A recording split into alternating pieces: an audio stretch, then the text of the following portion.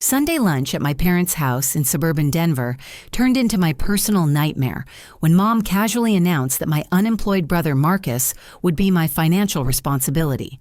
Dad's smug, family helps family comment made my stomach drop. I'd worked double shifts as a nurse practitioner for 3 years to buy my first home, while Marcus had blown through 5 jobs and 2 inheritances from our grandparents. When they expected me to fund his lifestyle, I calmly suggested he move into their house instead because I had other plans they'd never see coming. The crystal chandelier above my parents' mahogany dining table had witnessed countless family gatherings, but nothing quite like this coordinated assault on my financial independence. I sat in the same burgundy velvet chair where I'd celebrated my nursing school graduation 4 years earlier, never imagining I'd one day feel like a defendant facing prosecution. My mother, Patricia, adjusted her pearl necklace as she served her famous pot roast, the aroma filling their formal dining room with its rich, familiar scent. Her silver hair was perfectly styled as always, and her navy blue dress looked freshly pressed. She moved with practiced elegance around the polished table, setting down china plates as if this were any ordinary Sunday gathering. My father, Gerald, sat at the head of the table, his reading glasses perched on his nose as he reviewed what looked like financial documents. His gray wool sweater and khaki slacks gave him the appearance of a retired professor, which he was having taught high school mathematics for 35 years before his pension began. Marcus lounged in his chair like he owned the place, which, given recent developments, might have been closer to the truth than I realized. At 29, my younger brother possessed the kind of effortless charm that had gotten him out of trouble since childhood.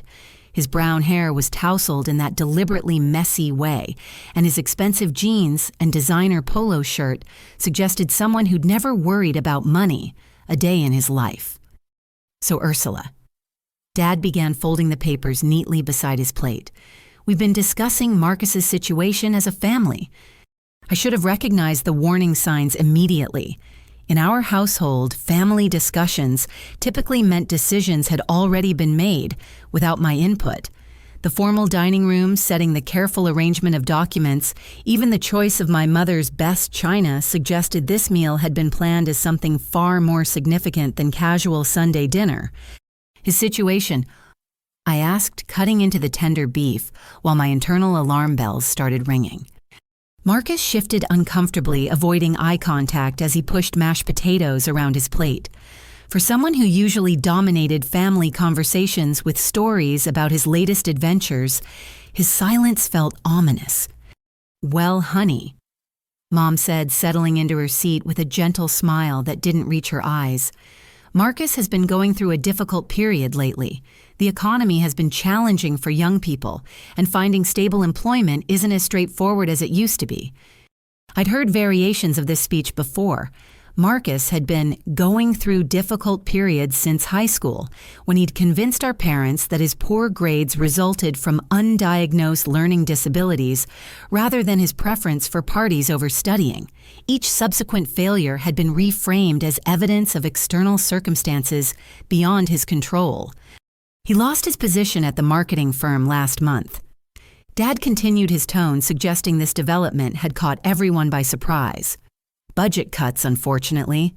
These corporate restructurings rarely consider individual merit. The marketing firm job had lasted exactly 3 months. Before that, Marcus had worked as a restaurant manager for 4 months, a retail supervisor for 2 months, and a real estate assistant for 6 weeks. His employment history read like a catalog of false starts and personality conflicts, though our parents consistently found explanations that absolved him of responsibility. "That's unfortunate," I said carefully, "but Marcus is intelligent and capable. I'm sure he'll find something new soon." The look that passed between my parents should have prepared me for what came next. It was the same conspiratorial glance they'd shared when I was 12, and they'd already decided we were getting a dog, despite my allergies, because Marcus really wanted one. Actually, Mom said, her voice taking on that artificially bright tone she used when delivering unwelcome news, "We've worked out a temporary arrangement to help Marcus get back on his feet, just until he finds his next opportunity." What kind of arrangement? Dad cleared his throat, assuming his authoritative professor voice. Given your successful career and stable financial position, we thought you could cover Marcus's essential expenses for a few months.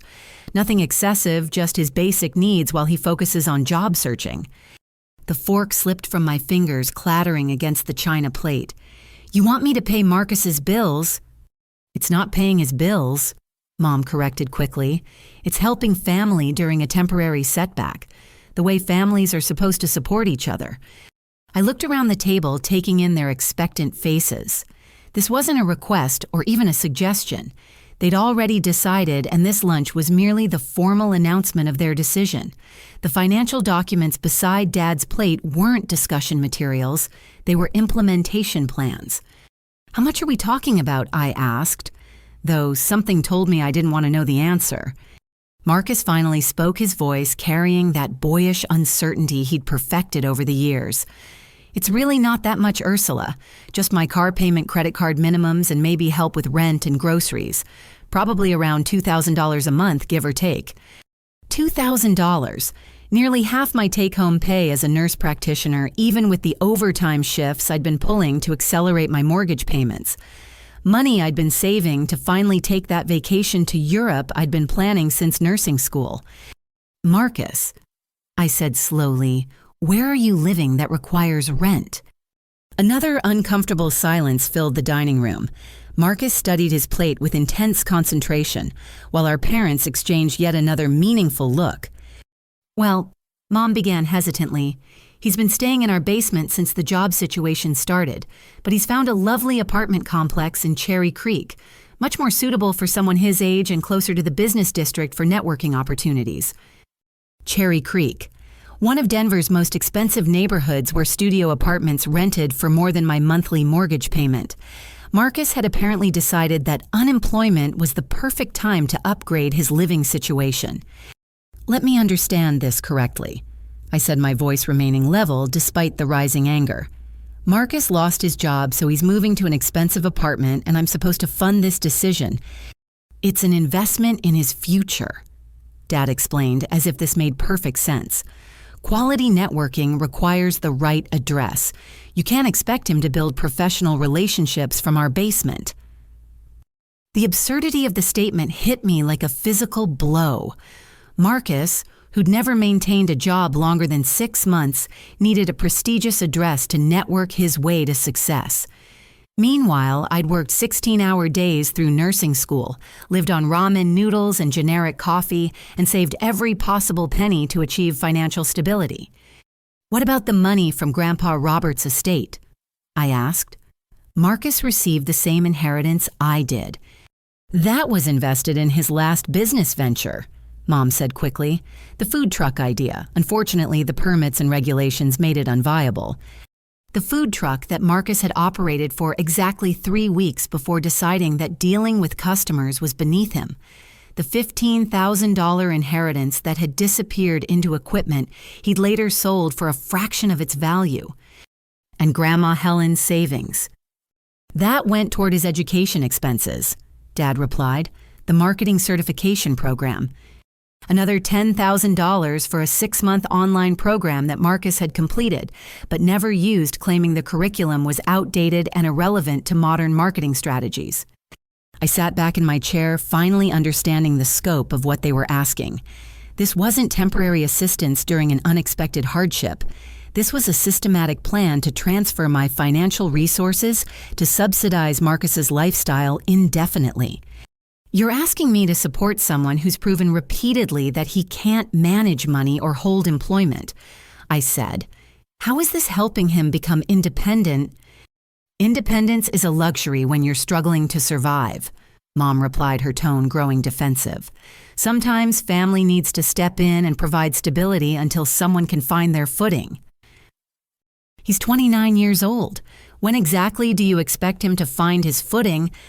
The question hung in the air like smoke from an extinguished candle. None of them had an answer because they'd never seriously considered the possibility that Marcus might need to face consequences for his choices. My phone buzzed with a text message. Marcus's friend Jake asking if Marcus had mentioned their conversation about the sister money coming through this week. My blood ran cold as I realized Marcus had been counting on this arrangement before it had even been proposed to me. "Marcus," I said quietly, "who else knows about this plan?" He couldn't meet my eyes. "I might have mentioned to a couple friends that you were helping out temporarily." "And what exactly did you tell them?" "Just that my family was supporting me while I got back on my feet. Nothing specific." But his phone was open on the table, and I could see the beginning of a text conversation with someone named Derek discussing apartment deposits and move-in dates scheduled for next weekend. Marcus hadn't just told people about the money, he'd started spending it. The final piece of the puzzle clicked into place when I noticed my parents' careful attention to my reaction. They weren't asking me to help Marcus. They were informing me of a decision they'd made on my behalf. The elaborate Sunday lunch, the formal dining room, even the timing suggested careful planning and coordination. "How long have you been planning this?" I asked. "We've been discussing options for several weeks," Dad admitted, "ever since Marcus's employment situation became clear." Several weeks. They'd been making financial plans involving my money for several weeks without bothering to include me in the conversation. The betrayal felt like a physical weight settling in my chest, making it difficult to breathe normally. I stood up from the table, my chair scraping against the hardwood floor. "I need to think about this." "There's nothing to think about." Dad said, his voice taking on that stern tone he'd used when I was a child, caught questioning his authority. "This is what families do. We support each other during difficult times. When I was struggling through nursing school, working 3 jobs to pay tuition, where was the family support? Then, that was different," Mom said quickly. "You were investing in your education. This is about helping someone who's hit temporary obstacles." Temporary obstacles. Marcus's entire adult life had been a series of temporary obstacles, each one requiring family intervention to resolve. The pattern was so established that they couldn't even see it anymore.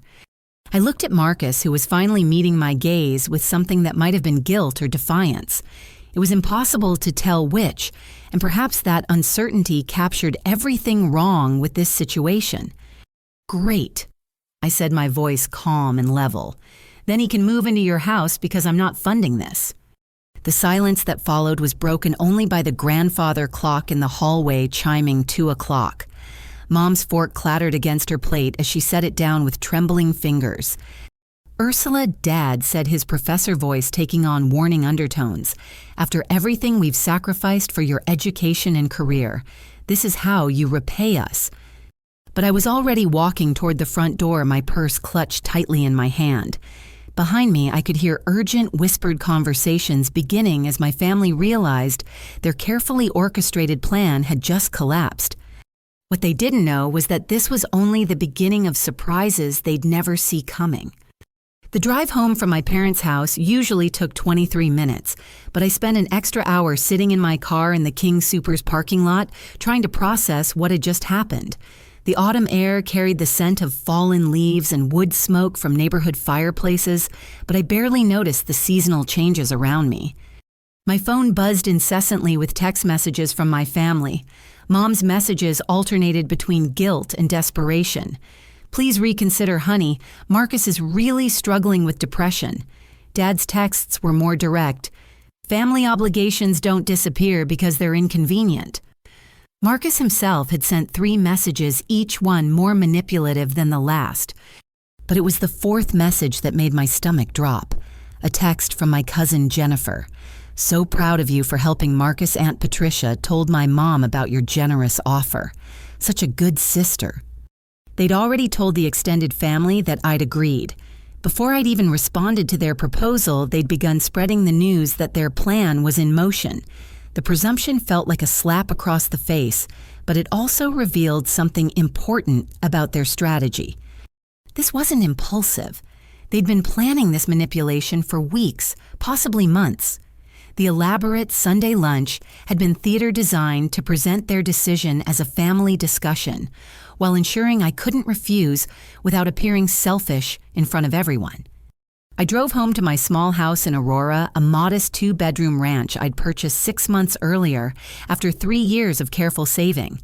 The neighborhood wasn't glamorous, but it was safe, quiet, and entirely mine.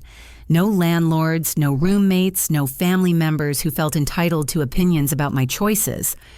My answering machine was blinking when I walked through the front door. 7 messages, all from family members who'd apparently been given my home number, along with the news of my generous offer. The first message was from my Aunt Susan Dad's younger sister, thanking me for stepping up during Marcus's difficult time. The second was from my cousin David, asking if I had any advice about supporting his own struggling brother.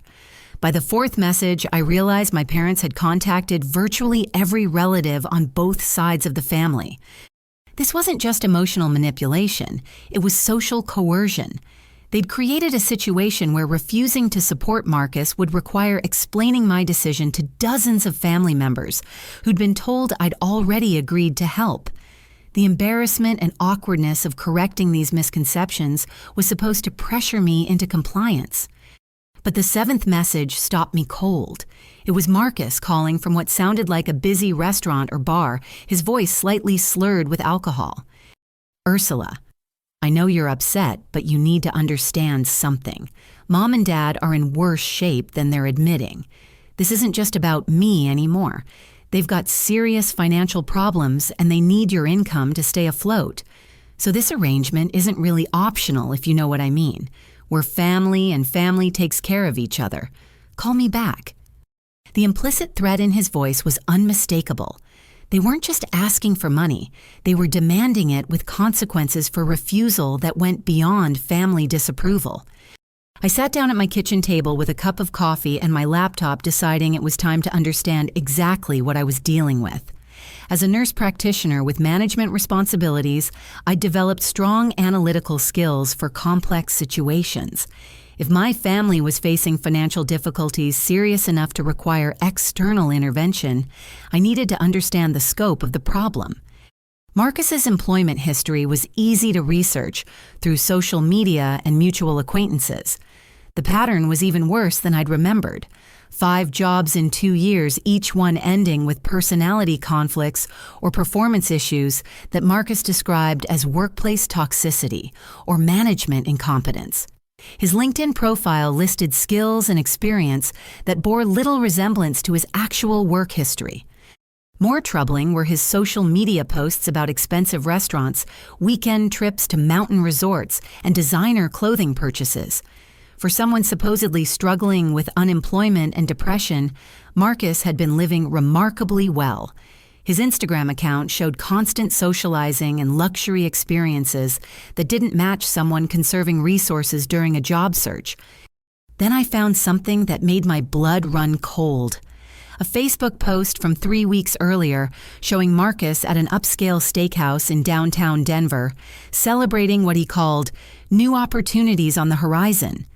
The post was tagged with several friends, including someone named Derek, who'd commented, "Can't wait to see your new place in Cherry Creek."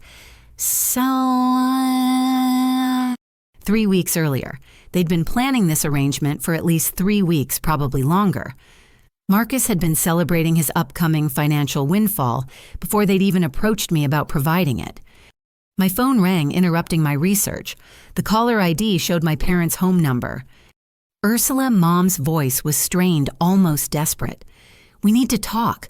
There are things you don't understand about our situation." "What things?" "Not over the phone. Can you come back over? This is important." The urgency in her voice was new. During the lunch confrontation, she'd been confident and controlling. Now she sounded frightened, like someone who'd realized their plan was unraveling faster than expected. "I'll be there in 30 minutes, I said. The drive back to my parents' house gave me time to prepare questions I should have asked hours earlier. How long had Marcus been unemployed? Where was the money coming from to support his lifestyle? Why hadn't they mentioned financial difficulties before demanding I solve them? I found my parents sitting in their living room surrounded by paperwork and looking far older than they had at lunch. Dad's reading glasses were askew, and his normally neat appearance seemed disheveled. Mom's perfect composure had cracked, revealing worry lines and fatigue that makeup couldn't hide. Marcus was nowhere to be seen. "Where's your son?" I asked, settling into the chair across from them. "He went out with friends," Dad said quietly. "We thought it would be better to have this conversation privately." "What conversation?" Mom and Dad exchanged the same meaningful look I'd seen at lunch, but this time it carried desperation rather than confidence. "The truth," Mom said finally, "about why this arrangement is so important." Dad removed his glasses and rubbed his eyes. "We haven't been entirely forthcoming about our financial situation. The reality is more complicated than we initially explained." "How complicated?" "We've been supporting Marcus for longer than we can afford," Mom admitted. "Ever since he lost his job at the insurance company last year." Last year, Marcus hadn't been unemployed for 1 month. He'd been unemployed for over a year. The marketing firm job they'd mentioned at lunch was either a fabrication or a temporary position that had lasted weeks rather than months. "We thought he'd find something quickly," Dad continued. His education and experience suggested he'd be competitive in the job market. But the search has taken longer than anticipated, and our resources are becoming strained." "How strained?" They showed me documents that revealed a financial picture far worse than anything I'd imagined. Credit card debt approaching $60,000, most of it accumulated over the past 18 months. A second mortgage on their house taken out to cover Marcus's living expenses, and debt consolidation. Retirement accounts that had been liquidated to pay for Marcus's various business ventures and education programs. But the most shocking discovery was a folder of financial documents with my name on them. Bank statements, credit reports, employment verification forms, and mortgage information that could only have come from my personal files. "Where did you get these?" I asked, holding up my credit report. "Marcus helped us gather financial information for the family," Mom said evasively. "We needed to understand everyone's situation before making arrangements." "You mean Marcus has been going through my personal documents?" The silence that followed answered my question. Marcus hadn't just been planning to spend my money. He'd been researching my financial capacity to determine how much he could expect. The violation felt like discovering someone had been reading my diary, except the consequences were potentially much more serious. "There's something else," Dad said reluctantly. "Marcus has been receiving unemployment benefits, but he's also been working occasional jobs under the table, cash payments that he hasn't reported to the state. Unemployment fraud. Marcus wasn't just unemployed, he was actively committing fraud while collecting government benefits. The family that had raised me to follow rules and respect authority had been enabling criminal behavior for months. And you've been aware of this?" "We suspected," Mom said quietly, "but we didn't want to ask too many questions. He needed the money to survive." The pieces of the puzzle were starting to form a picture I didn't want to see. My parents weren't just financially struggling, they were financially desperate. Marcus wasn't just unemployed, he was unemployable by choice, preferring to live off family resources and government benefits rather than accepting jobs he considered beneath him. "How much debt does Marcus have personally?" I asked. Dad consulted a notebook filled with calculations and figures. Between credit card, store accounts, and personal loans, approximately $38,000. "Who's responsible for this debt?" Another uncomfortable silence. Mom fidgeted with her wedding ring while Dad stared at the papers in his lap. "We co-signed for most of his credit accounts," Mom finally admitted. "He needed help establishing credit when he was younger, and we wanted to support his financial independence." "So you're legally responsible for his debt?" "Technically, yes, but we expected him to manage the payments himself once he found stable employment." The full scope of their manipulation was becoming clear. They weren't asking me to help Marcus temporarily, they were asking me to permanently take over debt obligations that could legally destroy their own financial security. Marcus's debt had become their debt, and they wanted to make it my debt through emotional coercion and family pressure. "This is why you need my income," I said. "Not just to support Marcus, but to cover debt you're legally obligated to pay." "It's more complicated than that," Dad said defensively. "This is about keeping the family together during a difficult period." But I was already standing up, gathering the documents they'd shown me. "No, this is about fraud and financial manipulation. Marcus has been committing unemployment fraud, you've been enabling it, and now you want me to become an accessory by funding the whole operation." "Ursula, please." Mom said, tears forming in her eyes. "We're desperate. If we can't make these payments, we'll lose the house." "Then you should have considered that before co-signing for someone who's never demonstrated financial responsibility." I walked toward the front door, but Dad's voice stopped me. "If you walk away from this family, don't expect us to be here when you decide you need our support." The threat was clear, but it no longer carried the weight they expected. I'd spent 3 years building an independent life specifically to avoid depending on family support that came with conditions and obligations. "I'll take that risk," I said, and left them sitting in their living room surrounded by the paperwork documenting their poor decisions. But as I drove home, Marcus's earlier message echoed in my mind. This arrangement isn't really optional. What had he meant by that? What consequences were they prepared to impose if I refused to cooperate? I was about to find out that the manipulation I discovered was only the beginning of their plan. Tuesday morning brought an unwelcome surprise that made my previous discoveries seem almost innocent. I was reviewing my online banking statements during my lunch break at the hospital when I noticed an inquiry on my credit report that I'd never authorized. Someone had requested detailed financial information about my income assets and creditworthiness just 4 days earlier. The inquiry came from First National Credit Union, an institution I'd never done business with. According to the notation, the request was for a joint application loan review, which was impossible since I hadn't applied for any loans joint or otherwise. My hands trembled as I called the credit union's customer service line from my office in the cardiac unit. The noise of medical equipment and nursing staff conversations provided an oddly comforting backdrop as I waited on hold trying to convince myself there was a reasonable explanation for this intrusion into my financial privacy. "Ms. Ursula, thank you for calling about your application. I see here that we're processing a home equity loan application for $85,000. Were you calling to check on the status?" The words hit me like physical blows. I never applied for any loan. "I'm showing an application submitted last Friday with your Social Security number and employment information.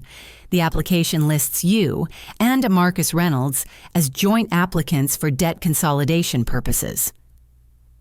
"I need you to stop processing that application immediately. This is identity theft." The customer service representative's tone shifted from helpful to concerned. "Ma'am, we'll need to start a fraud investigation. Can you hold while I transfer you to our security department?" 20 minutes later, I'd filed formal complaints with the credit union, the police, and the Federal Trade Commission.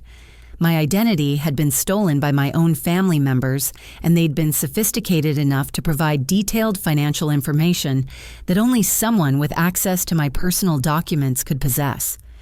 But the credit union inquiry was only the beginning.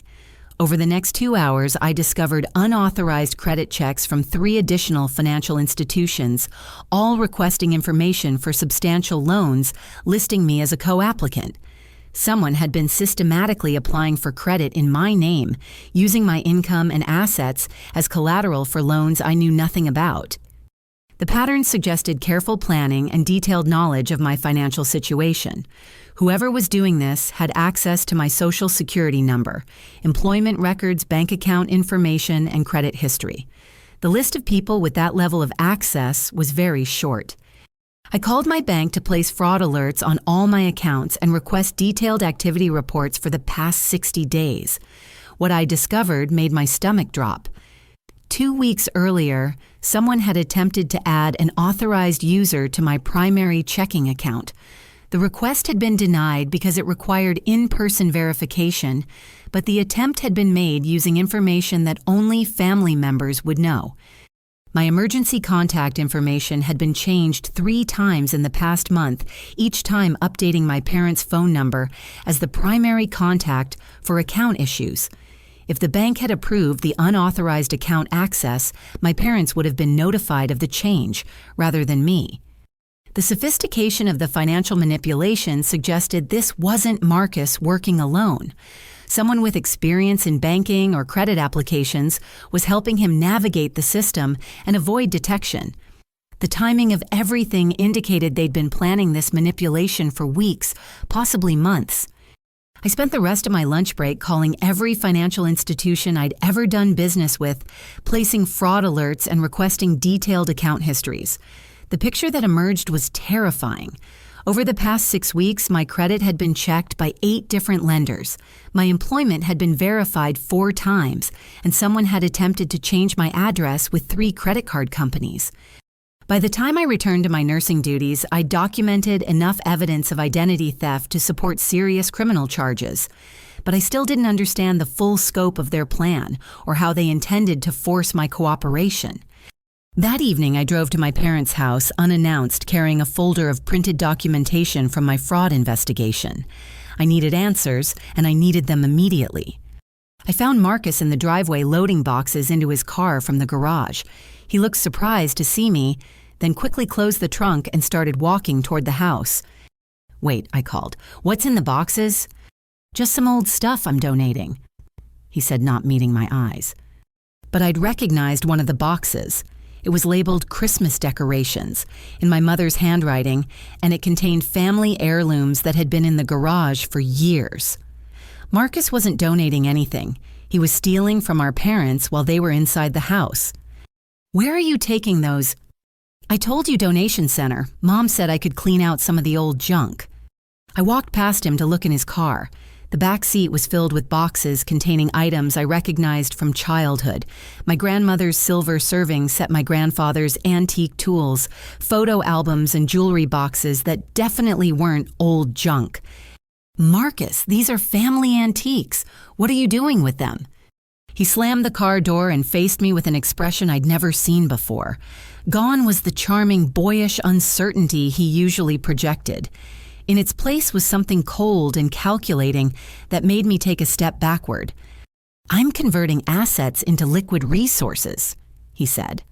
"Mom and Dad are too sentimental to sell this stuff, but it's worth good money to collectors. Money we need for the family situation. You're selling our family's heirlooms without telling them." "I'm solving financial problems while they're upstairs arguing about how to convince you to cooperate. Someone has to be practical." The casual admission of theft shocked me less than the implication that this was part of a larger plan they'd been discussing in detail. "Marcus, I know about the loan applications. I know you've been using my identity to apply for credit." His expression didn't change. "I don't know what you're talking about." "First National Credit Union, Mountain West Bank, Colorado Financial Services. Should I keep going?" For the first time, uncertainty flickered across his face. Those applications were just preliminary research. I was checking what options might be available if you decided to help with the family situation. Using my social security number and employment information without my consent is identity theft. It's a federal crime. "It's family planning," he said dismissively. "We needed to understand what resources were available before making arrangements." The rationalization was breathtaking. Marcus had convinced himself that stealing my identity was justified because it served family purposes. The boundary between his needs and other people's rights had disappeared entirely. "Where did you get my personal information?" "Dad helped me organize the family financial records. We needed to understand everyone's situation before making plans." "Dad helped you steal my identity." "We didn't steal anything. We researched options for family financial cooperation. There's a difference." But there wasn't a difference, and the casual way he described their coordination revealed how far they'd been willing to go to secure access to my money. This wasn't desperation or poor judgment. It was premeditated fraud involving multiple family members. I walked toward the house, leaving Marcus to deal with his car full of stolen antiques. I needed to confront my parents about their role in this scheme and understand what other violations of my privacy and trust they'd committed. I found them in the kitchen surrounded by paperwork and speaking in urgent whispers. They looked up when I entered, and the guilt on their faces confirmed that they knew exactly why I was there. "We need to talk about the loan applications," I said, placing my fraud documentation on the kitchen table. Dad's face went pale. "What loan applications?" "The ones you and Marcus submitted using my identity, the ones that constitute federal crimes." Mom sat down heavily in her chair, looking suddenly much older than her 63 years.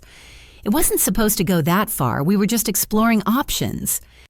Exploring options by committing identity theft. "We needed to understand what kind of assistance might be available," Dad said defensively.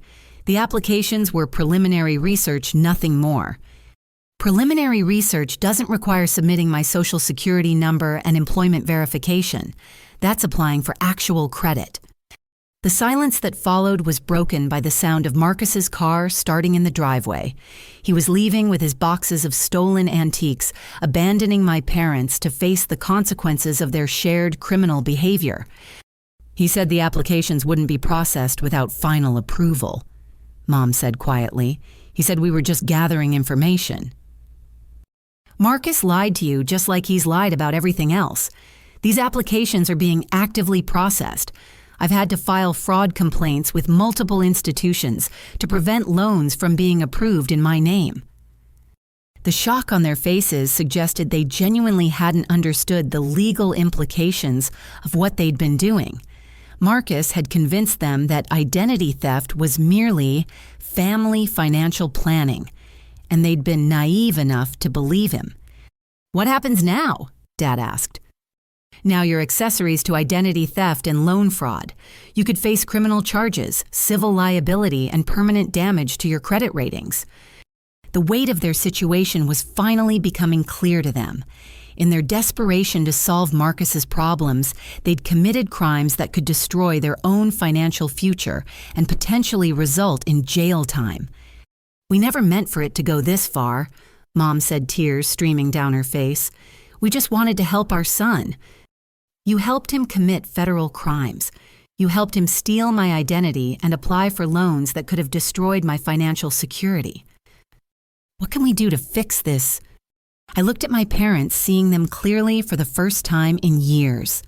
They weren't malicious people, but they'd allowed their enabling of Marcus to escalate into criminal behavior. Their love for their son had blinded them to the reality of what they were doing to their daughter. "You can start by telling me everything Marcus has planned," I said, "because I'm going to stop him before he destroys what's left of this family."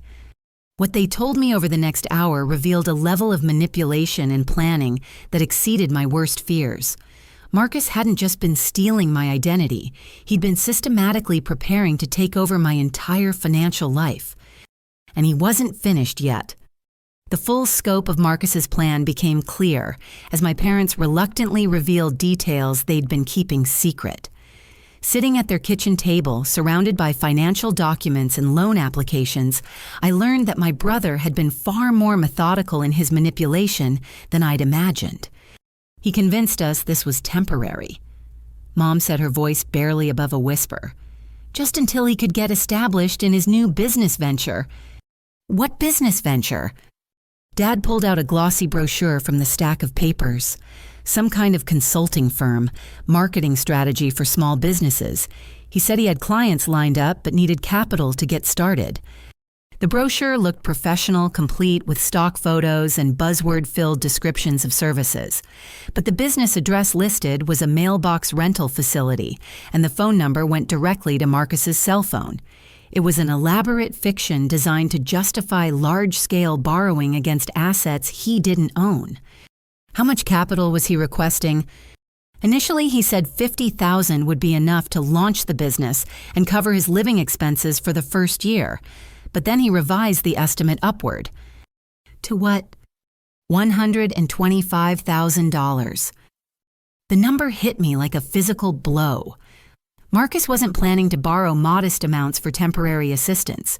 He was planning to extract enough money to live comfortably for years without working using my credit and income as collateral. And where was this money supposed to come from? Mom and Dad exchanged their familiar, worried glance before Dad answered. Home equity loans using both of our houses as collateral. The applications we helped him submit were for joint mortgages that would give him access to the equity in both properties. My house. Marcus had been planning to use my house as collateral for loans to fund his fictional business venture. If his plans had succeeded, my home would have been at risk for debt I'd never agreed to incur. Did you sign anything? Preliminary paperwork, Dad admitted. Nothing that seemed legally binding. Marcus said the real signatures would come later after you'd agreed to participate in the family financial arrangement. The manipulation was even more sophisticated than I'd realized. Marcus had been using my parents' signatures to initiate loan processes while planning to forge my signature for final approval. The identity theft was just one component of a much larger scheme to systematically drain every financial resource available to the family. There's something else, Mom said reluctantly. Marcus has been telling people that you've already agreed to help. Friends, potential landlords, even some of our relatives. He's been using your supposed commitment as collateral for immediate expenses. What kind of expenses? Security deposits for the Cherry Creek apartment, down payments on furniture. He even bought a car telling the dealer that family financing was guaranteed. Marcus had been spending money he didn't have based on assumptions about money I'd never agreed to provide. He'd created financial obligations that would become my responsibility if his manipulation succeeded or create serious legal problems for him if it failed. How much debt has he accumulated based on these false promises? Dad consulted his notebook again. Approximately $15,000 in deposits and down payments, all of it committed in the past 2 weeks. 2 weeks.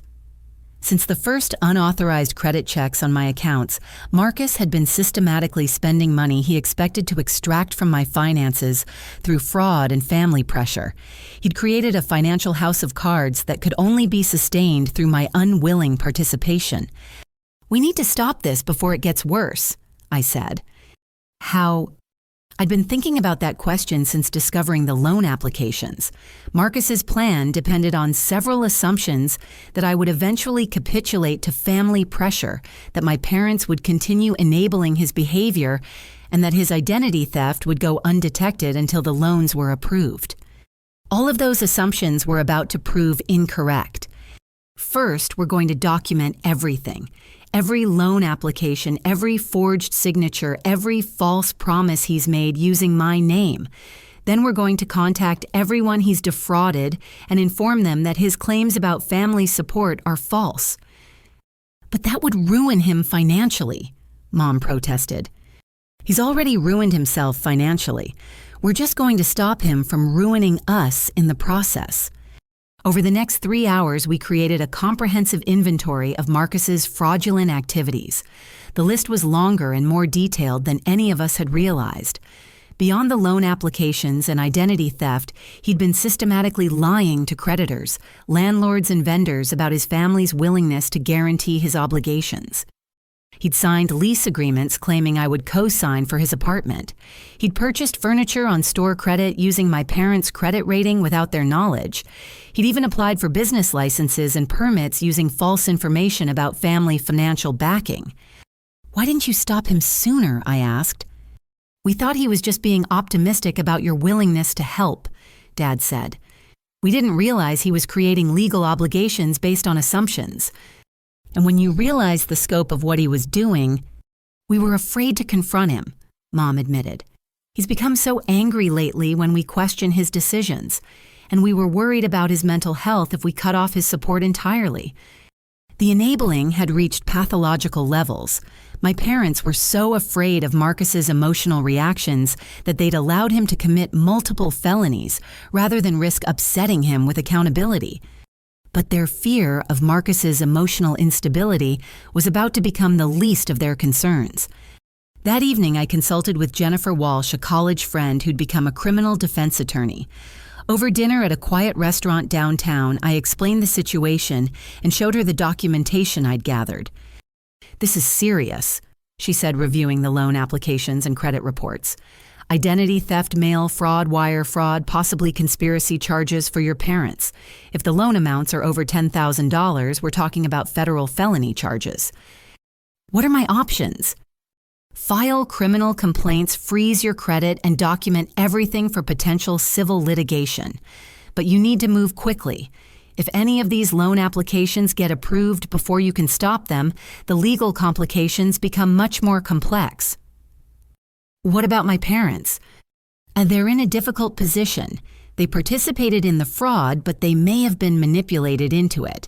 A prosecutor might offer leniency in exchange for cooperation, but they need legal representation immediately. The next morning, I took a personal day from work and spent it methodically dismantling Marcus's financial schemes. I called every institution where he'd submitted applications, filed formal fraud complaints, and requested immediate freezes on all credit processes involving my name or information. The responses I received were both alarming and validating. 3 of the loan applications had been approved pending final documentation. If Marcus had been able to forge my signature convincingly, he could have accessed over $70,000 in borrowed money using my credit and property as collateral. But stopping the loans was only the beginning of my counterplan. Marcus had created financial obligations based on promises he couldn't keep, and those obligations were about to come due. His security deposits would be forfeit, his furniture purchases would be reversed, and his lease agreements would be voided for fraud. The car he'd purchased would be repossessed when the dealer discovered the family financing was fictional. The business permits he'd obtained would be revoked when authorities investigated his false applications. Every aspect of the lifestyle he'd been building on stolen credit and false promises would collapse simultaneously. I spent the afternoon contacting every person in business Marcus had defrauded, informing them that his claims about family financial support were false and that any agreements based on those claims were invalid. The responses ranged from shock to anger to threats of legal action against Marcus for fraud. By evening, I'd systematically destroyed every component of Marcus's plan except one. He still had access to my parents' financial resources, and as long as they continued enabling his behavior, he could continue creating problems for the entire family. That was going to require a more dramatic solution. That night, I made phone calls to 3 real estate agents requesting emergency consultations about selling my house quickly for cash. I researched job opportunities in other states where I could transfer my nursing license immediately. I opened new bank accounts with institutions Marcus had never heard of and began transferring my savings to protect them from any future fraud attempts. If my family wanted to play games with my financial security, they were about to discover that I could play games too. But my game had a very different objective than theirs.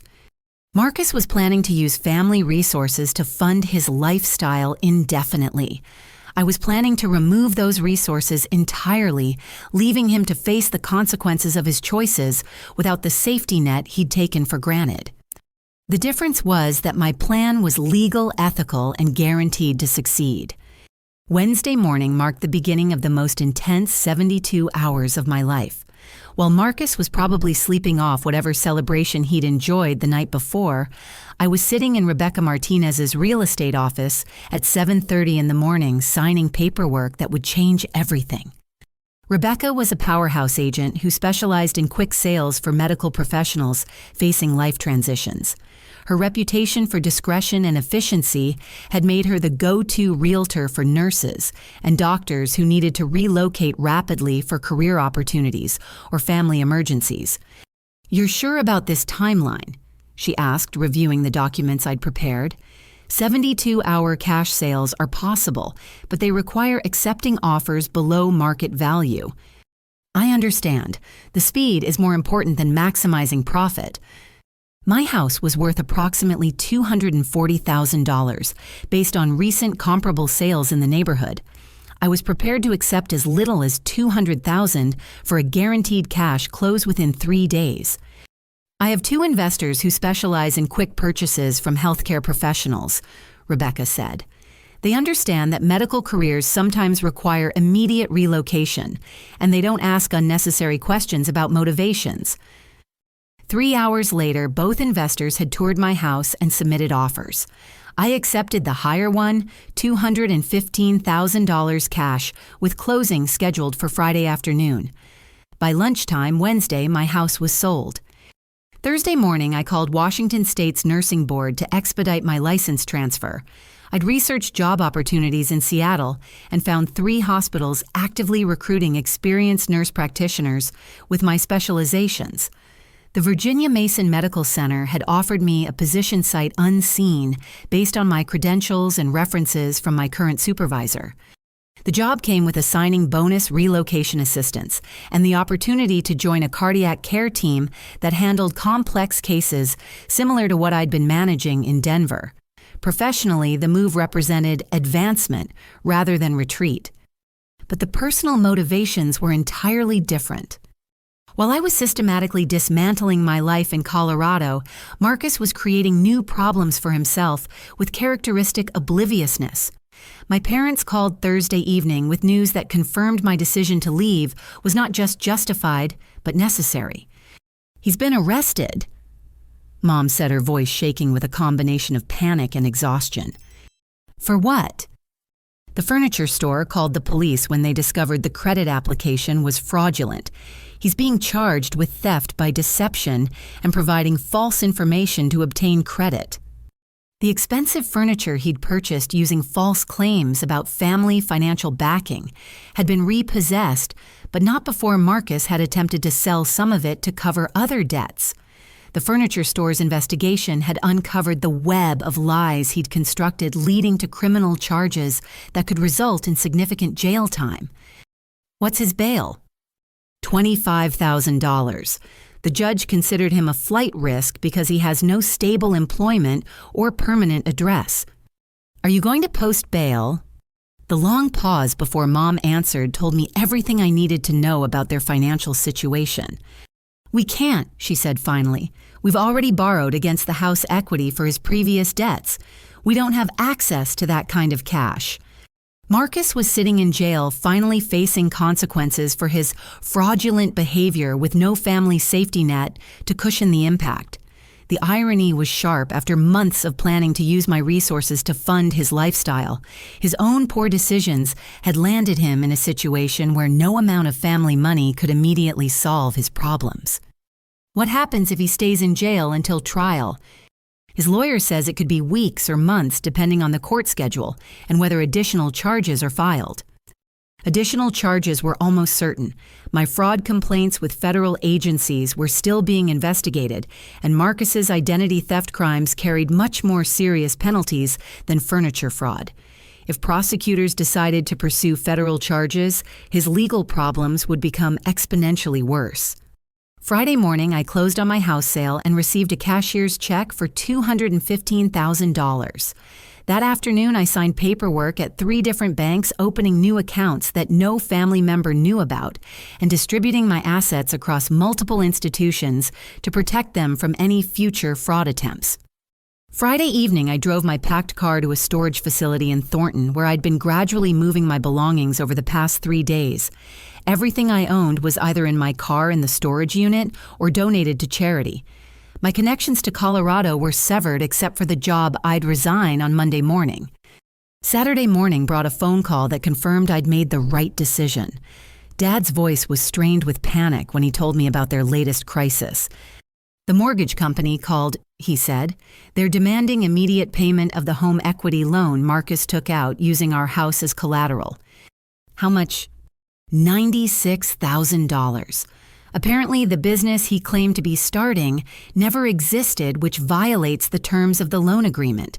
They're calling it fraud and demanding full repayment within 30 days. The fictional business venture had finally collapsed under investigation.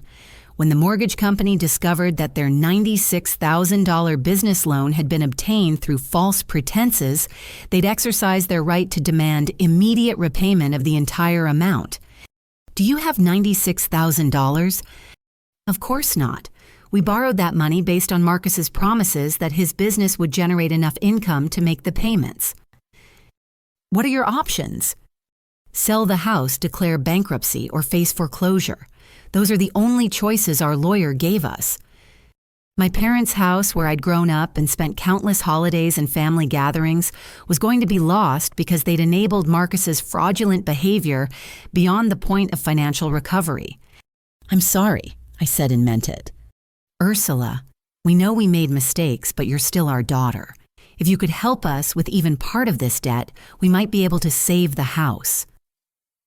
The request was predictable, but it no longer carried emotional weight.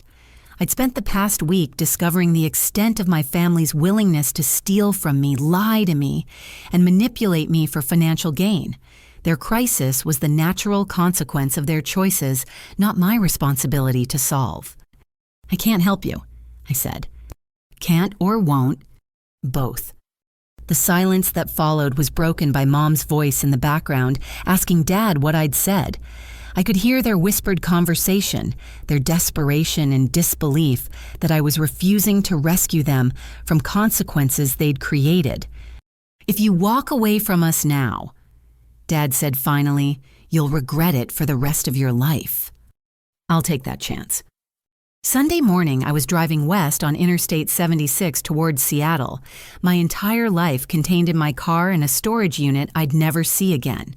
Behind me, I was leaving a family that had chosen to destroy themselves through fraud manipulation and enabling behavior that had escalated to criminal levels. Ahead of me was uncertainty, but also freedom from people who'd been willing to steal my identity and sacrifice my financial security for their own convenience. For the first time in weeks, I felt genuinely optimistic about my future.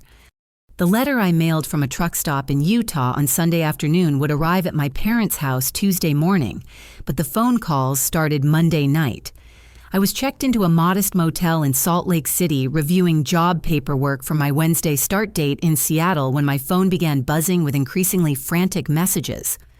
The letter itself was 3 pages of typed documentation, outlining every fraudulent activity I'd discovered, every lie I'd uncovered, and every legal violation my family had committed. But more importantly, it contained copies of all the evidence I'd gathered and formal notice that I was withdrawing any implied consent they might have assumed for their financial schemes. "Ursula, you need to call us immediately," Mom's voicemail said. "There are things happening that you don't understand." The next message was from Dad, his voice tight with controlled anger. "Your letter arrived this morning and there are serious consequences you haven't considered. Call us." But it was the third message that revealed how dramatically the situation had escalated. It was from Aunt Susan, Dad's sister, and her tone was ice cold with disgust. "I just got off the phone with your mother, and I can't believe what I've learned about Marcus and your parents. 25 years I've been lending them money for emergencies, never knowing it was going to enable fraud and theft. You did the right thing by protecting yourself, and I'm ashamed of my brother for what he's done to you." By Tuesday evening, I had 17 voicemails from family members who'd been contacted by my parents in a desperate attempt to find allies in their crisis. But instead of garnering support, their phone calls had revealed the extent of their financial misconduct to relatives who'd been kept in the dark about the family's real situation.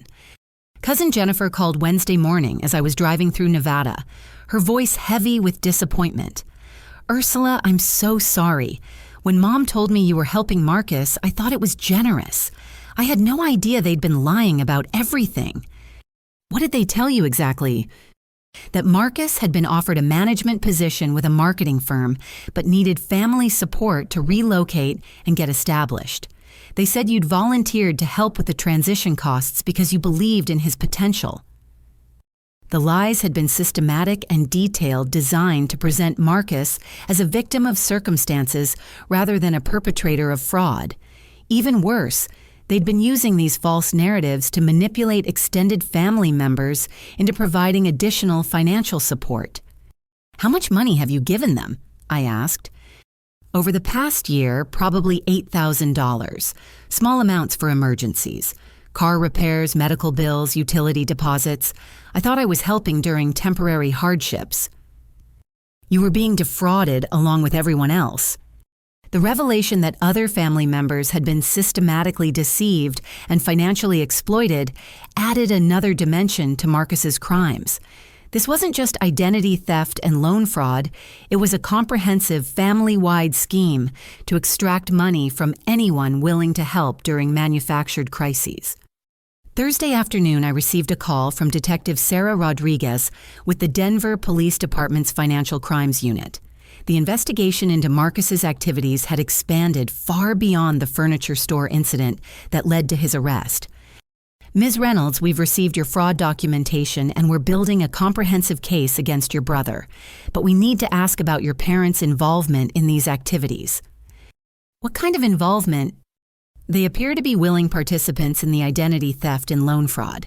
We have documentation with their signatures on multiple fraudulent applications. We're trying to determine whether they should be charged as co-conspirators or treated as victims of manipulation. The distinction was important legally and personally. If my parents were prosecuted as willing participants, they could face federal felony charges carrying years in prison. If they were treated as victims, they might avoid criminal charges while still facing civil liability for the debts they'd co-signed. Based on my interactions with them, I said carefully, I believe they were manipulated by my brother, but they also ignored clear warning signs and participated in activities they knew were questionable. That's consistent with what we're seeing in the evidence. Your brother appears to have been the primary architect of these schemes, but your parents provided essential assistance that made the fraud possible. Friday morning brought news that clarified everyone's legal situation. Marcus had been indicted on 17 felony counts, including identity theft, wire fraud, mail fraud, and conspiracy to commit theft. The charges carried potential sentences totaling over 30 years in federal prison. My parents were offered plea agreements requiring cooperation with the prosecution and restitution for any recoverable damages. In exchange, they would face minimal jail time and be allowed to declare bankruptcy to resolve their overwhelming debt obligations. But the most shocking news came Friday evening in a call from my cousin David. Marcus tried to escape from jail, he said. Can you believe it? He convinced another inmate to help him fake a medical emergency, then tried to walk out of the hospital while he was supposed to be receiving treatment. The escape attempt had failed spectacularly when Marcus was recognized by a nurse who'd seen his photo in local news coverage of the financial fraud arrests. Instead of gaining freedom, he'd added attempted escape charges to his already substantial legal problems. What was his plan if the escape had succeeded? According to the police report, he told the other inmate that he had access to his sister's money and could pay for help getting out of state. Even from jail facing multiple felony charges and the collapse of his entire criminal enterprise, Marcus was still trying to steal from me. His delusion about being entitled to my resources had persisted despite overwhelming evidence that his schemes had failed completely. Saturday morning, I reached Seattle and checked into temporary housing provided by my new employer. The Pacific Northwest air smelled clean and fresh, carrying hints of evergreen and ocean salt that represented everything my chaotic family situation had lacked: clarity, freshness, and the possibility of healthy new growth. That afternoon, I received a call from Rebecca Martinez, my real estate agent, with an update that perfectly symbolized the contrast between my family's destructive choices and my own constructive decisions. The investors who bought your house want to offer you first right of refusal if you ever want to buy it back, she said. They were impressed by the condition you maintained it in and the professionalism of your sale process. They said it's rare to work with someone who handles major life transitions with such integrity. The irony was perfect. While Marcus was sitting in jail for fraud and my parents were facing bankruptcy because of their enabling behavior, I was being offered opportunities based on my ethical behavior and responsible decision-making. Sunday evening brought a final conversation that provided closure I hadn't expected. Aunt Susan called with news about my parents' situation and an insight that helped me understand their behavior from a different perspective. "Your father called me yesterday," she said. For the first time in years, he sounded like the brother I remember from childhood. He admitted that they'd lost perspective about Marcus's behavior and made terrible decisions trying to protect him from consequences. What did he say specifically? That they'd been so afraid of Marcus having a mental health crisis that they'd enabled criminal behavior instead of getting him the help he actually needed. He realizes now that their enabling was the cruelest thing they could have done, both to Marcus and to you. Are they going to be okay financially? They'll lose the house and declare bankruptcy, but they'll be able to start over. Your mother has already found part-time work, and your father is looking into substitute teaching. They're learning to live within their actual means for the first time in years. And Marcus? He's going to serve significant prison time. His lawyer is trying to negotiate a plea agreement, but with his escape attempt and the amount of money involved, the prosecutors aren't offering anything easy. The conversation provided a sense of resolution I hadn't realized I needed. My family was finally facing the consequences of their choices, but they were also beginning the difficult process of recovery and rebuilding. Marcus would be forced to confront his entitlement and dependency in an environment where manipulation wasn't possible. My parents would learn to establish healthy boundaries and stop enabling destructive behavior. Most importantly, I was free from the obligation to rescue people who'd been willing to destroy my financial security for their convenience. The guilt and pressure that had defined my relationship with my family for years had been replaced by clarity about my own responsibilities and limitations. As I watched the sunset over Puget Sound from my temporary apartment, I realized that walking away from my family's dysfunction wasn't abandonment. It was the first healthy choice any of us had made in years. 6 months later, Seattle had become home in ways I'd never expected. The cardiac care unit at Virginia Mason Medical Center challenged me professionally every day, working with a team of specialists who treated complex cases requiring the kind of critical thinking and precision that made nursing feel like both art and science. My new apartment in Capitol Hill wasn't large, but it was entirely mine, decorated with furniture I'd chosen and books I'd bought with money I'd earned through my own work. The neighborhood's coffee shops, farmers, markets, and tree-lined streets provided the kind of peaceful normalcy I'd forgotten was possible. More importantly, I'd built relationships with people who valued independence and integrity over family obligations and financial dependency. My colleague Amanda had become a close friend through our shared passion for cardiac rehabilitation research. My neighbor Kevin, a software engineer who volunteered at animal shelters on weekends, had become something more than friendship over the past month.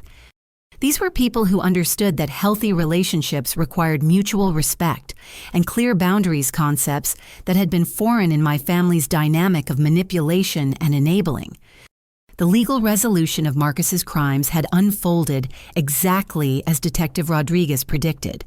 He'd pled guilty to 12 felony counts and been sentenced to 8 years in federal prison with mandatory restitution requirements. The judge had noted that his crimes showed sophisticated planning and callous disregard for family members' financial security, warranting a sentence at the upper end of federal guidelines. My parents had accepted plea agreements requiring cooperation with prosecutors and full financial disclosure. They'd declared bankruptcy, lost their house, and moved to a modest apartment in Lakewood, where they were learning to live on Dad's Social Security and Mom's part-time income from a local library. But the most significant change was in their attitude toward accountability and enabling.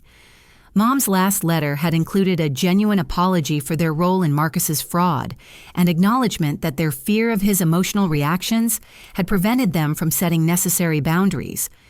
We spent so many years protecting Marcus from consequences that we forgot we were supposed to be teaching him how to be a responsible adult, she'd written. Our enabling wasn't love. It was fear disguised as love, and it hurt everyone involved, especially you. Dad had started attending counseling sessions specifically focused on family dynamics and financial boundaries. His letters showed genuine insight into how their enabling had escalated from small indulgences to criminal conspiracy. I realize now that every time we rescued Marcus from his poor choices, we were teaching him that other people would always solve his problems. He'd written. We thought we were being good parents, but we were actually preventing him from growing up. The extended family had rallied around my decision in ways that surprised me. Aunt Susan had become a regular correspondent sharing family news while respecting my boundaries about contact with my immediate family. Cousin Jennifer had visited Seattle during a business trip, spending a weekend exploring the city and affirming that my choice to prioritize my own well-being had been correct and necessary. Even some family members I'd barely spoken to in years had reached out to express support and share their own stories about Marcus's manipulation tactics they'd experienced over time. But perhaps the most meaningful vindication came from an unexpected source. Marcus himself had written me a letter from federal prison, and while I'd initially planned to discard it, unread, something made me reconsider. The letter was different from anything I'd ever received from him. Gone was the charming manipulation and victim narratives. In their place was stark acknowledgement of his crimes and their impact on everyone he'd hurt. I spent years convincing myself that family owed me support because I was struggling, he wrote. I never accepted that my struggles were consequences of my own choices. I stole from you, lied to our parents, and committed crimes because I believed I deserved to live better than I was willing to work for. The letter continued with specific apologies for the identity theft, the emotional manipulation, and the years of treating my success as something he was entitled to exploit. Prison has forced me to confront the reality that I'm an adult who chose to live like a parasite off family members' love and guilt. You were right to protect yourself and leave. I hope someday I'll be worthy of forgiveness, but I understand if that never happens. The acknowledgement of responsibility was something I'd waited years to hear, but receiving it now felt more like closure than vindication. Marcus was finally confronting the consequences of his choices without anyone to enable or rescue him. More importantly, his imprisonment had freed our parents to begin recovery from their own dysfunctional patterns. Without Marcus's constant crises demanding their attention and resources, they were learning to rebuild their lives based on realistic expectations and healthy boundaries. The financial counselor they'd been required to work with as part of their plea agreement had helped them understand how their enabling had created a cycle of dependency that hurt everyone involved. They were learning to distinguish between helping and enabling, between love and fear-based rescue behaviors. My own healing had required accepting that love doesn't obligate you to sacrifice your security for someone else's convenience. The guilt I'd carried about refusing to fund Marcus's lifestyle had been replaced by pride in protecting myself from people who'd been willing to commit crimes to access my resources. Working in cardiac care had reinforced this lesson in unexpected ways. We often saw patients who damaged their hearts through years of poor lifestyle choices, then expected medical intervention to solve problems they'd created through their own behavior. The ones who recovered successfully were those who accepted responsibility for changing their habits and maintaining their health going forward. The ones who continued expecting others to solve problems they'd created for themselves rarely achieved lasting improvement, no matter how much medical support they received. Families I'd learned operated according to similar principles. You couldn't enable someone into health responsibility or maturity. You could only create boundaries that protected yourself while allowing others to face the natural consequences of their choices. On a sunny Saturday morning in March, I was having coffee with Kevin at our favorite Capitol Hill cafe when my phone buzzed with a text from Aunt Susan. Your parents asked me to tell you they're proud of the life you've built in Seattle. They don't expect forgiveness or renewed contact, but they wanted you to know they understand you made the right choice. The message brought unexpected peace. My family had finally learned to respect my boundaries without trying to manipulate or guilt me into changing my mind. They'd accepted that healthy relationships required mutual respect rather than obligation based on family ties. Good news, Kevin asked, noticing my smile. The best kind, I said. The kind that confirms you made the right decision even when it was difficult. That afternoon, we hiked through Discovery Park talking about future plans and shared values. Kevin's approach to relationships was based on independence and mutual support rather than dependency and obligation.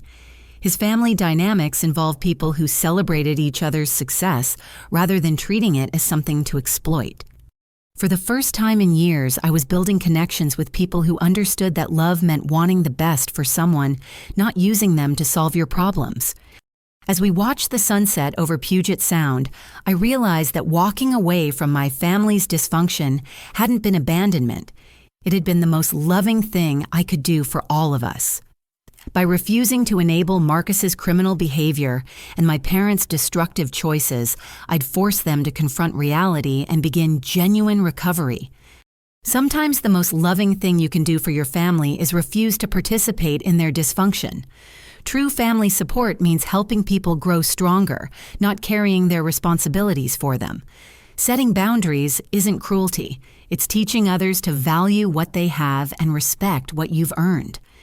When people show you they'll exploit your love and generosity, believe them the first time and protect yourself accordingly.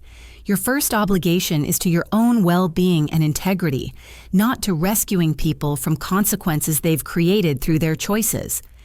The guilt and pressure that had defined my family relationships for years had been replaced by relationships based on mutual respect, shared values, and healthy boundaries. I'd learned to distinguish between being helpful and being exploited, between family loyalty and family dysfunction. Most importantly, I'd learned that you can't love someone into making better choices, but you can love yourself enough to protect your own life from their destructive decisions. The view from my new apartment window showed mountain ranges, city lights, and endless possibilities that had nothing to do with family obligations or financial manipulation. It was a view earned through my own work, protected by my own boundaries, and shared only with people who respected both. It was exactly the life I'd been meant to live. Have you ever faced a situation where family members expected you to sacrifice your financial security for their poor choices? How did you handle the pressure to help when helping would have hurt your own future? I'd love to hear about your experiences with setting boundaries when family loyalty conflicts with personal responsibility. Thank you for listening to my story. I hope it reminds you that choosing your own well-being over family dysfunction isn't selfish. It's necessary for everyone's growth and healing. Sometimes walking away is the most loving thing you can do. If this story resonated with you, please give it a like, subscribe for more real-life stories about family dynamics and personal growth, and share it with anyone who might need to hear that protecting yourself isn't betraying your family. Comments about your own boundary-setting experiences always help others feel less alone in difficult family situations.